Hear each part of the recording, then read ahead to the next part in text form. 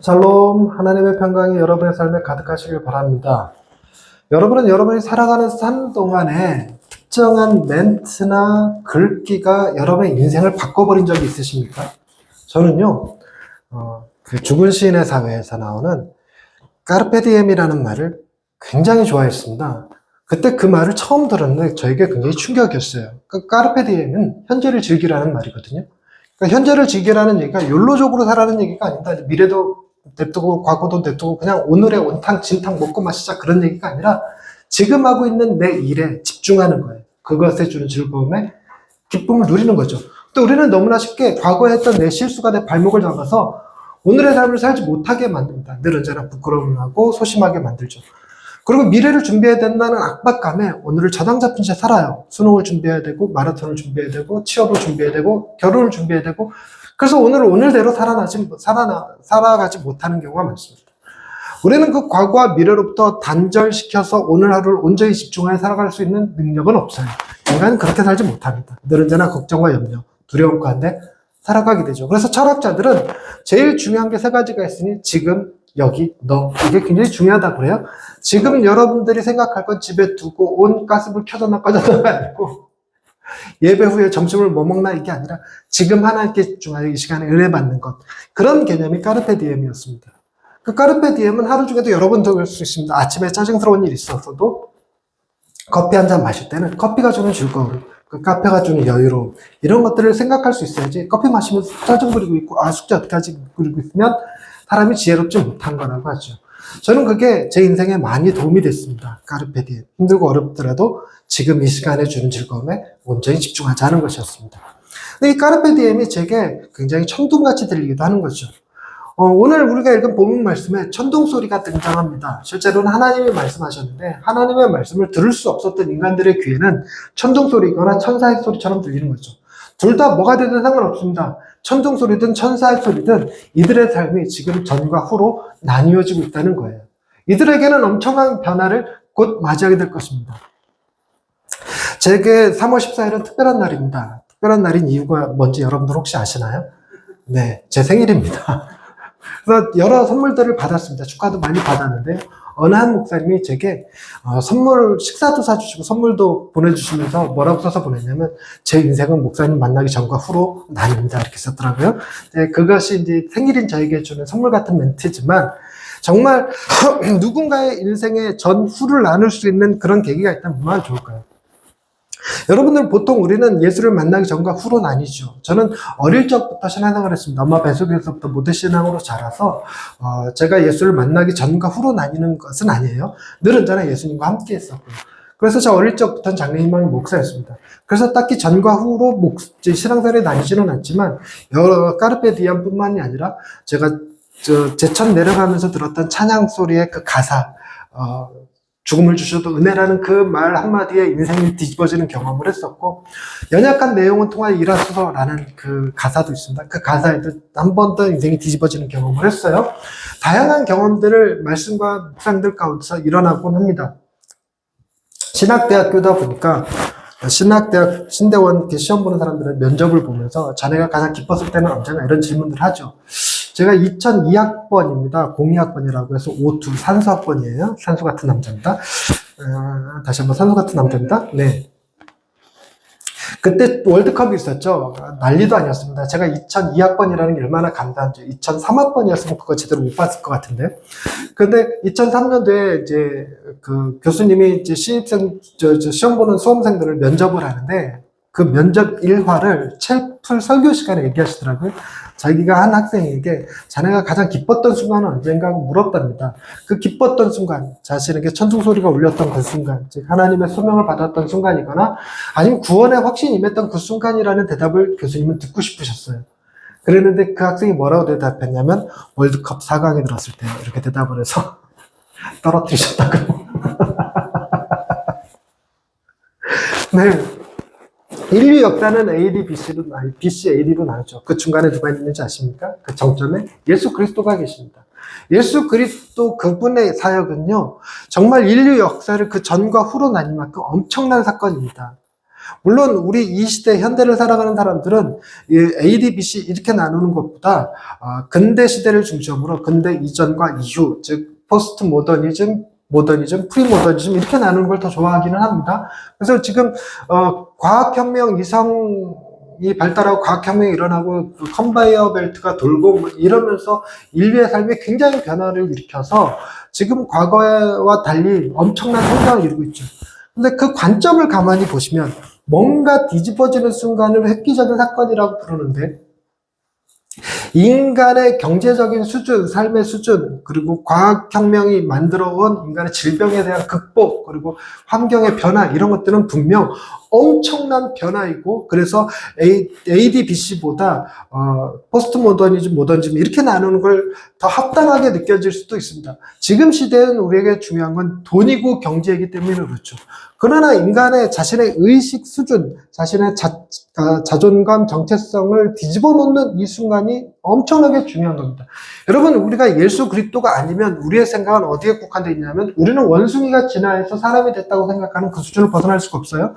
자연을 바라보면서 자연에서 도용되어지는 그 법칙들 가운데 우리의 삶을 맞출 수밖에 없습니다. 그래서 힘 있는 자가 힘 없는 자를 괴롭히는 것이 당연한 거고, 강한 자가 약한 자를 약탈하는 것은 당연한 것처럼 살아갈 수밖에 없어요. 그래서 세상의 모든 가치 기준이 자연으로부터, 자연의 법칙으로부터 지배당할 수밖에 없는데, 그걸 뛰어넘을 수 있게 해주는 것이 바로 철학이었고 종교였죠. 그 중에서도 특별히 다른 철학과 종교들은 인간의 삶을, 인간 자체를 존귀하게 만드는데 한계점이 존재했습니다. 여러분, 철학의 제일 출발선이라고 부르는 철학의 아버지가 탈레스라고 하는 철학자인데요. 들어보셨죠? 탈레스가 했던 유명한 말이 뭐냐면, 만물의 기원은 물이다라는 말을 썼습니다. 그래서 그를 철학자의 아버지라고 불리는데, 만물의 기원이 물인 이유가, 물이라고 말하는 게 왜 철학일까? 그 전에는 모든 것이 다 신과 결부되어 있었어요. 그래서 신의 작품이고, 신의 종들이고, 신의 백성들이고, 임금님, 왕은 뭐 신의 아들이고 하는 표현들을 썼는데, 탈레스가 그 신과 결별을 때린 것이 인간의 근원은 물이다라고 표현한 것 같습니다. 그래서 그 뒤로 철학이 쭉 발전했지만, 그렇게 생각해 보면요, 철학은요, 결코 인간이 가지고 있는 지식 수준을 넘어설 수 없습니다. 철학은 가진 한계가 명확하죠. 그런데 종교는 어떻습니까? 그걸 뛰어넘을 수 있게 해줍니다. 신에게 결부시키죠. 여러분, 신에게 결부시켜서 신의 백성, 이스라엘 백성들은 자기 스스로를 신의 백성이라고, 택한 백성들이라고 믿고 살았으니까요. 아니면 신의 특별한 계시를 받은 사람들, 이런 선지자, 제사장 그룹들, 사도들의 그룹들이 그런 것입니다. 그러니 이제 다른 종교들은 신을 잘 섬겨서 신의 백성으로, 신의 종으로서 살아간다 이렇게 얘기하는데, 여러분, 유일하게 기독교만이 어디까지 끌어올렸냐면, 우리는 다 신의 자녀들에게까지, 신의 자녀들까지, 심지어 예수님이 내가 너희를 신이라 하였다라고 말씀하시는 것처럼 우리를 신의 반열에까지 올려놓으신 분이 바로 예수 그리스도시죠. 예수 그리스도. 그래서 그분이 우리 인류 역사에서 인간에 대해서 내렸던 평가 중에 가장 큰 평가, 그것은 바로 예수 그리스도의 평가였습니다. 예수 그리스도의 평가만이 모든 사람이 다 하나님의 자녀의 자리까지, 신의 자리까지 끌어올려질 수 있게 만들어 놓으셨어요. 그러니 그 생각이 사람들로 하여금 이 정신 사고 구조에 딱 자리 잡기 시작하면요, 사람은 귀한 존재다.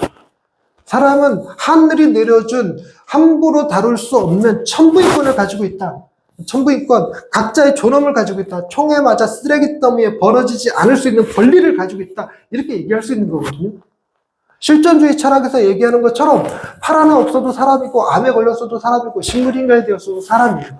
이렇게 기능이 상실되고 아무것도 못하고 시체같이 있어도 사람이라고 불릴 수 있는 그 존재가 부정되지 않는 건 유일하게 인간밖에 없거든요. 책상이나 의자는 다리 하나 부러지는 순간 책상이라고 부르지도 않고 의자라고 부르지도 않습니다. 그냥 쓰레기에 불과하죠. 근데 인간은 전혀 그렇지 않습니다. 그래서 이런 기독교적인 생각과 사상들이 각종 법률에, 도덕에, 그리고 인문학에, 그림에, 음악에 다 스며들어서 우리가 그것들을 보는 거죠. 우리가 누리고 있는 이 문학 가운데서 우리가 공명을 일으켜서 감동을 일으키는 것들 보면 대개 그 안에 그 예수 그리스도를 떠올릴 수 있는 일들이 굉장히 많이 들어갑니다. 부모님의 희생이라든지 친구를 위해서 자신의 목숨을 내놨다든지 하는 사건들이 굉장히 우리에게 큰 울림을 주죠. 헌신한다든지 도와준다든지 희생한다든지 하는 개념들이 다 어디서 왔을까요? 이 그리스도의 삶의 자리에서 왔습니다. 근데 예수님께서 단순히 너희들은 하나님의 아들이야, 너희들은 신이야 라고 말했다고 해서 우리의 정체성이 그냥 그대로 그분의 말에 딱 끝되느냐? 그 말에 힘을 실어줄 수 있는 예수 그리스도의 어떤 특정한 행위들이 있어야 되겠죠. 여러분, 예수님께서 너희들은 하나님의 자녀들이야, 신이야 라고 말해놨는데 그분이 평상시 행동이 저 같았단 말입니다. 그러면 아무도 그의 말에 신뢰를 두지 않을 겁니다. 그를 신뢰하지 않고 믿지도 않고 이제 미친 사람이 헛소리 정도 치부하거나 아니면 우리한테 무슨 사기치려고 하는 것 아니야 라는 생각을 갖기가 쉽죠. 그런데 우리는 그의 말이 진리일 것 같아 혹은 진리였으면 좋겠어를 넘어서 이건 진리다, 이건 참이다 라고 말할 수 있는 것은 그분이 말씀하신 모든 것, 그분이 행하셨던 모든 일들이 너무 퍼펙트하고 완벽했기 때문에 그래요. 그래서 그분의 삶과 죽음의 그분의 메시지 이런 것들이 기독교를 증명하는 증거의 수단으로 가장 강력하게 작용됩니다. 하나님이 계신지 내게 보여줘! 이러면 우리는 보여줄 능력이 없어요. 하나님이 계시긴 어디 있어? 하나님이 보이다는 증거를 대봐. 증거를 대라고 하면요, 여러분, 하나님이 계시다는 증거와 계시지 않는다는 증거가 거의 맞먹는 수준으로 비등비등해서 누가 이겼다 이렇게 말할 수가 없어요. 우리는 그냥 말하기 좋아하니까 여러분, 신이 있다는 것을 증명하기가 쉬울까요? 없다는 것을 뭐가 더 어려울까요? 있다와 없다 중 뭐가 더 증명하기 어려울까요? 없다가 더 어렵다고 얘기합니다. 우리 쪽에서 하는 얘기예요. 왜냐하면요, 없다라고 얘기하려면 여러분 다 봐야 되잖아요. 여기 안에 콩 한 알이 있는지 없는지 그걸 판단하려면 어떻게 해야 될까요? 콩 한 알이 있는지 없는지, 있다 없다 말하려면 여기 있는 걸 다 뒤져야 되는데 이 물건 그대로 두고 뒤지는 건 의미 없습니다. 싹 끄집어내고 샅샅이 봐야지 될 거예요. 콩이면 그냥 봐도 되지만 좁다가 하나라면요, 여기에 지금 좁쌀이 있습니까 없습니까? 라고 물어보면요, 그러면 그 돋보기라도 들고 이렇게 보고 난 다음에 샅샅이 훑은 다음에 뭐라고 얘기할까요? 좁쌀이 없다고 얘기할까요? 아니죠. 없을 수도 있다. 못 발견했다. 이거예요. 못 발견했다. 하나님이 없다라고 얘기하려면 지구상을 싹 뒤지는 것도 쉽지 않아요? 근데 우주까지 뒤져야 돼요. 우주의 수많은 별들을 다 들여다보고 은하수들을 다 들여다보고 그러고 나서 결론을 내려야 되는 게 신이 없다 이러는 건데, 여러분, 그렇게 증명할 수 있는 방법 자체가 우리에게 불가능에 가깝습니다. 근데 우리가 살아가는 삶의 여러 가지 모습들을 보면 신이 없다라고 생각하는 것보다 있다라고 생각하고 살아가는 것이 좀 더 합리적이에요. 그것이 우리의 존엄성을 보장하고 우리의 내세를 꿈꾸게 하고 우리에게 희망을 저버리지 않고 포기하지 않고 어떤 좌절과 절망의 순간에도 솟아날 구멍이 있다 정도는 안 되죠. 신은 너희와 함께하고 계신다. 너희를 지키고 돌보신다. 그분의 강하고 능하신 손이 너와 함께 있다. 이런 메시지들이 사람을 살리는 거거든요. 그러니까 그런 메시지들, 너희는 신이다라고 말씀하셨던 주님의 그 메시지가 그 힘을 발휘하기 위해서 그분은 당신이 하나님의 아들이심에 그 합당한 삶을 사셨고, 그래서 하나님이 계시다라고 하는 증거로 예수 그리스도를 내놓을 수 있는 존재가 되었습니다. 그래서 많은 사람들이 하나님이 계시다는 증거를 대봐라고 말할 때 증거는 되지 못해도 완벽한 하나님을 제시할 수 있어. 그분이 곧 예수 그리스도야. 이렇게 얘기한다는 거죠. 그분의 존재 자체는 역사적으로 부정되지 않습니다. 그분의 행위가 기록된 이 성경이 어떤 사람들 눈에는 다 가짜야, 사도들이 쓴 거짓말이야 라고 말하지만 문서학에서도 부정할 수 없고 역사 기록으로도 예수의 존재를 부정할 수가 없어요. 그리고 다양한 예수의 부활이 없었다면 일어나지 않았었을 많은 사건들이요, 그것을 예수의 부활을 실제 사건이라고 증명해 주는 것밖에 안 됩니다. 가장 중요하게는 그 전에 있었던 사고들이 갑자기 변화가 일어났어요. 신은 하나뿐이라고 믿었던 이스라엘 사람들이 인간을 신이라고 고백하는 사건이라든가 로마가 뒤집어지는 사건이라든가 세계관이 엄청나게 달라지고 폭발적으로 일어나고 하는 것들은 예수 그리스도의 부활이 가짜라면 있을 수 없는 일들입니다. 전혀 상상할 수도 없는 일들이죠. 그런데 그 예수가 당신의 말에 힘을 어디다 실었을까? 그것이 바로 우리가 다음 주에 종료주일을 맞이하고 그 다음 주에 부활주일을 맞이하고 그 사이에 성금요일이 있죠. 예수 그리스도의 죽으심으로 그 사실을 증명해내셨습니다. 예수 그리스도의 죽으심 때 여러분, 그 하늘이 어두워지고 하나님이 예수 그리스도를 외면하시고 버리시는 그 사건을 통해서 우리가 하나님의 자녀로 받아들여지는 놀라운 일이 벌어졌는데 그 일을 예비하는 적으로 보여주는 사건이 오늘 본문의 메시지예요. 오늘 본문을 우리가 33절까지 읽었는데 33절 말씀에 이렇게 써 있습니다. 이렇게 말씀하시면 자기가 어떠한 죽음으로 죽을 것을 보이심이라. 어떠한 죽음으로 죽으심을 것을 보이심이라 이렇게 써놨어요. 그 죽음에 대한 이야기죠. 예수님은 당신의 메시지를 당신의 그 하나님의 뜻이라고 알려주신 사건들이 당신의 생명으로 증명되어지는 사건이 바로 이 십자가 사건이거든요. 그런데 어떻게 그 십자가를 질 것인가? 십자가의 의미가 무엇일까? 그 앞서서 32절에 내가 땅에서 들리면 모든 사람을 내게로 이끌겠노라 라고 하시는 말씀에서도 드러납니다. 여러분, 예수님이 십자가에 달려 죽으셨는데 그 사실을 소수의 사람들만 알고 있다면 어떻게 될까요? 유대인들만 그 사건을 주목한다면 어떻게 될까요? 여러분, 이 사건이 전 인류에게 내려지는 하나님의 은혜의 사건, 하나님의 구원의 사건, 이스라엘을 뛰어넘어서 하나님의 택하신 백성들 모두에게, 저와 여러분에게 전달되어지는 사건이기 위해서는 예수님이 십자가에 달려 죽으시는 그 사건은 공개적이고 보여져야 되고 사람들에게 알려져야 할 것입니다. 물론 그 일을 실제로 한 사람들이 사도들이고 특히나 우리는 그 중심에 바울이 있음을 알죠. 그가 이방인들의 사도로 쓰임받아서 여기저기 복음을 전한 결과 우리에게까지 복음이 전해진 것도 맞지만 1절 말씀을 한번 보십시오. 1절이네. 20절 말씀을 한번 보십시오. 명절에 예배하러 올라온 사람 중에 헬라인 몇이 있었습니다. 헬라인, 유대인을 넘어서는 바운더리죠. 21절에 그들이 갈릴리 벳세다 사람 빌립에게 가서 청하여 이르되 선생이여 우리가 예수를 배우고자 하나이다. 여러분, 이방인들에게 복음이 전해지고 오늘날 교회가 세워지고 우리에게 예수 그리스도의 이 은혜가 전달되어지는 데 있어서 가장 많은 신학자들이 중요한 구절로 뽑는 게 우리가 예수를 배우고자 하나이다. 이 구절이에요. 우리가 예수를 배우고자 하나이다. 여러분, 헬라인들에게조차 예수는 오픈됐어요. 만날 수 있었습니다. 여러분, 예수님의 행적을 보면 예수님은 가나안 여인에게 가서, 수로보니게 여인에게 가서 그 딸의 귀신 들린 것도 치료해 주셨던 분이시죠. 고쳐주셨던 분입니다. 이방인이라고 외면하지 않으셨던 분이세요. 헬라인이 찾아왔다는 얘기는 드디어 예수님을 헬라인들도 주목하기 시작했다는 것인데, 우리가 20절부터 읽었지만 그 앞서서 19절 한번 말씀 보시겠습니까? 19절 말씀. 바리새인들이 서로 말하되 볼지어다 너희 하는 일이 쓸데없다. 예수를 막 지워버리려고 하고 예수를 죽여버리려고 하고 예수의 영향력을 감추려고 할 때 바리새인들이 이제는 쓸데없어졌다. 왜냐하면 온 세상이 그를 따르는도다. 온 세상이 그를 따르는도다. 예수님께서 예루살렘 성전에 들어올 때 모든 사람들이 종려나무 가지고 흔들고 호산나 다윗의 자손이 외쳤던 이 사건을 얘기하는데 이걸 보고 바리새인들이 이제 너희의 하는 일은 쓸데없다. 이렇게 판단을 해요. 그 너희라는 게 따르는 자들 말고 예수를 지워버리려고 했던 자들 얘기입니다. 그리고 실제로 헬라인들이 몇 주 오니까 예수님이 이걸 계기로 뭘 얘기하시냐면 자신의 죽음을 얘기하십니다. 헬라인들까지 주목하는 이 사건, 온 세계가 그를 바라보게 되는 그 지점에 예수님은 그 지점에 뭘 보여주시냐? 죽음을 보여주세요.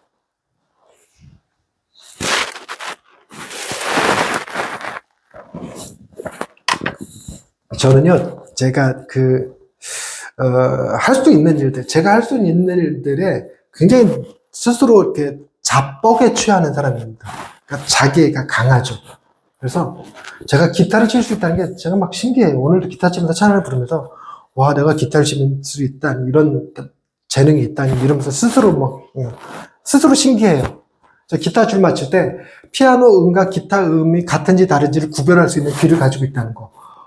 그래서 기타를 조율할 수 있다는 거. 이것도 참 저는 신기하게 생각해요. 제가 글을 쓴다든지 하는 것도 그렇고요. 여러분, 저를 불러서 사람들이 강의를 듣고 싶어 하고 설교를 듣고 싶어 한다는 거. 이렇게 얘기 들으면 여러분 왠지 거짓말 같지 않습니까? 에이, 누가 목사님을 불러요? 이런 느낌 아니세요? 저 지난주에 나주 갔다 왔는데 3월달에 부산 갑니다. 강의하러. 네, 나주 갔다 왔어요. 나주 갔다 오고 저 다음 달에 부산 가고 그 다음에 독일 갑니다. 함부르크. 집회하러. 신기하지 않습니까? 전 너무 신기해요. 그래서 이제 사람들이 슬슬 이제 저를 주목하고 이제 상상국에서 나래를 막 펼칩니다. 그래서 사람들이 막 여기저기서 나를 부르고 이럴 때 제가 가서 절대로 하지 않을 것은 뭐냐면 찬양 인도는 하지 않을 거예요. 제가 기타 치는 걸 갖다 스스로도 신기하고 막 내가 찬양 인도 할 수 있다는 게 참 좋다 이런 느낌은 있지만 사람들이 다른 사람들 앞에서 그거 하고 싶지는 않아요. 그래서 제가 세미나 이런 거 준비하고 이렇게 진행하고 이럴 때 찬양은 꼭 다른 사람을 이렇게 선택합니다. 찬양 인도 좀 해주세요. 그러니까 저를 만나고 그 인생이 저를 만나기 전과 후로 나뉘었다는 그 목사님이 찬양 인도를 잘하시거든요. 그래서 그 목사님을 세미나 때 이렇게 찬양 인도자로 제가 섭외를 자주 하는 편인데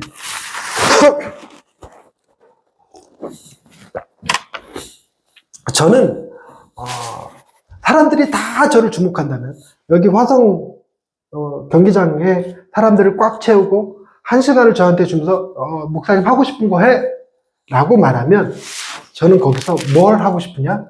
설교가 하고 싶어요. 설교.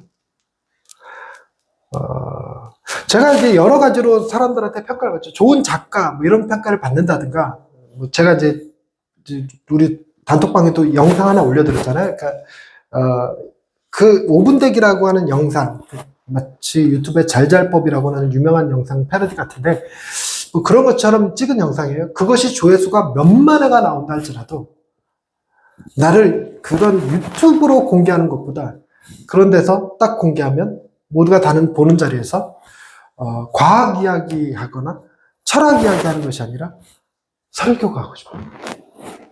설교.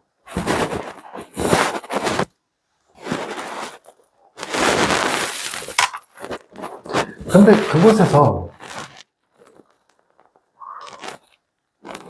어떤 미친 사람이 사람들이 다 나를 주목할 때 내가 자살하는 거 보여줄게. 웃기지 않습니까?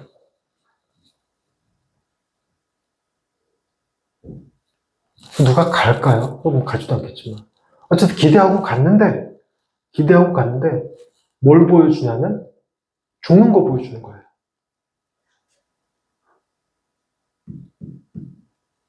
사람들이 성장하는 쪽으로 충격을 받을까요? 아니면 트라우마가 생겨갖고 우울증 치료받아야 될까요? 우울증 치료받아야 될 거예요, 그거. 소위 뭐 하게 되냐면 인터넷에 안 본 눈 삽니다. 이거 찾을 거예요. 모두가 주목하는 가운데 예수님이 뭘 얘기하고 계시냐면 온 세상이 주를 따르는도다, 헬라인이 와서 만나자고 하는도다. 그럴 때 자신의 죽음을 얘기하죠. 내가 이제 죽을 것이다.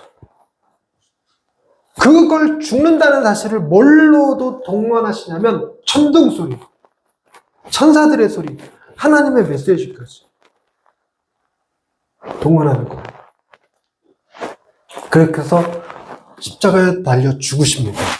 단순히 우리가 이렇게 TV에 사건 뉴스 접하듯이 총 맞아 죽고 이렇게 테러당해서 죽고 하는 수준이 아니라 하루 종일 십자가에 매달려 있는 모습을, 그것도 6월절에 하루 종일 매달려 있는 모습, 가장 처참한 모습, 다 발가벗겨서 너무너무 수치스러운 모습, 온 세상이 보는 앞에서. 여러분, 이것을 우리는 단순히 뭐 아주 오래전부터 신앙생활 수시로 드러나갖고 뭐 그러려니 이렇게 느껴질지 모르겠어요. 십자가 목걸이 달고 십자가 장식 달고 이렇게 붙이고 이렇게 하면서 별거 아닌 것처럼 느낄지 몰라도요, 엄청난 충격이에요. 그냥 쇼킹한 거예요. 쇼킹한 거. 그런데 그것이 엄청나게 놀라운 건 그 사건이 사람들 하여금 우울증에 빠지게 하는 게 아니라 놀랍게도 우울증에 빠진 사람들을 회복시켜줘요. 자신의 삶을 비관적으로 바라보는 사람에게 소망을 줍니다.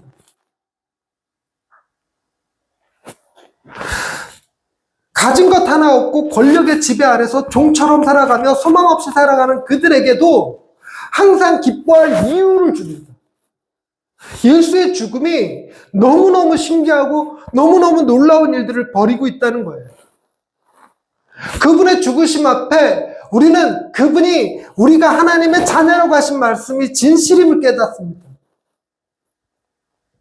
그분이 십자가에 달리셔서 우리가 죽었어야 될 죽음을 대신 맞이하시고 우리를 살리시기 위해서 무덤에서 부활하신 그 사건이야말로 엄청난 사건이고, 그분이 하신 모든 메시지가 진실이었으며 그분이 진짜로 하나님의 아들이셨다는 사실, 그분이 우리를 사랑한다라고 말할 땐 거기에 거짓이 조금도 포함되지 않으며, 하나님이 우리를 사랑한다고 말할 땐 그 사랑은 무엇을 더하거나 뺄 수 있는 어떤 결핍을 지닌 사랑이 아니라 절대로 흔들리지 않는 완벽한 온전한 정의의 사랑 그 자체로 우리를 사랑하신다고 표현합니다.